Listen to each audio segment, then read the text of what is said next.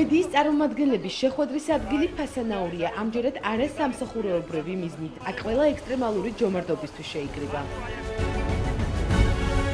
სპეციალური აღჭურვილობის მორგების შემდეგ მონაწილეებმა გამოცდილი ინსტრუქტორისგან რჩევები და მითითებები მიიღეს. ნიჭაბი მთლიანად ესე ჩავყოთ წყალში და თანაბრად უსმევთ ნიჭაბს. ტელეკომპანიების რუსთავი 2-ის, იმედის, პიკის, მაესტროს და მსოფლიო სპორტის ნავები ინსტრუქტაჟის მიღების შემდეგ ადიდებულ არაგზე რიგრიგობით დაეშვნენ. 17 კილომეტრიანი გზა, რომელიც რთული მონაკვეთებით გამოირჩეოდა, გუნდებისთვის ყველაზე სახალისო და ემოციური აღმოჩნდა. ეს მანძილი მათ შეჯიბრის გარეშე უნდა დაეძლიათ.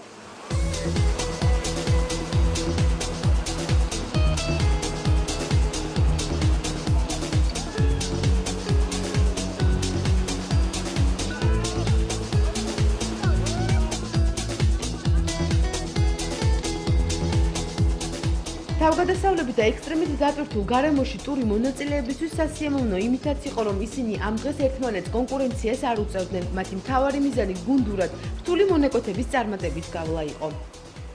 ბილიარდის შემდეგ საკმაოდ განსხვავებული და ექსტრემალური სახეობა არის ჯომარდობა და ყველანი ძალიან გვაყოფილები ვართ თუ გადახედავთ სიტუაციას და ეს ტურნირი საერთოდ უფრო მეგობრულ ხასიათს ატარებს.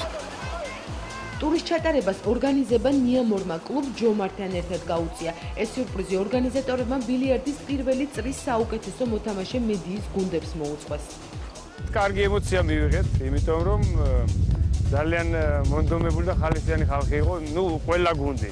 არ ჩაერა ექსტრემის გარეშე 1-2 კაცი წყალში გადავარდა და დროულად ამოვიყვანეთ. ფესტივალი ნიამორი ცდილობს, რომ ის მონაწილე ჟურნალისტებიც კი, რომლებიც მხოლოდ პასიური სპორტის სახეობებით არიან დაკავებულები, ნელ-ნელა აქტიურ სპორტში და ექსტრემალურ სახეობებში ჩართონ. ამიტომ დღეს ჩვენ წამოვედით საჯომარდო ტურზე სათავგადასავლო კლუბ ჯომართან ერთად და ვფიქრობ, საკმაოდ კარგი საათნახევრიანი დაშვება გამოგვივიდა.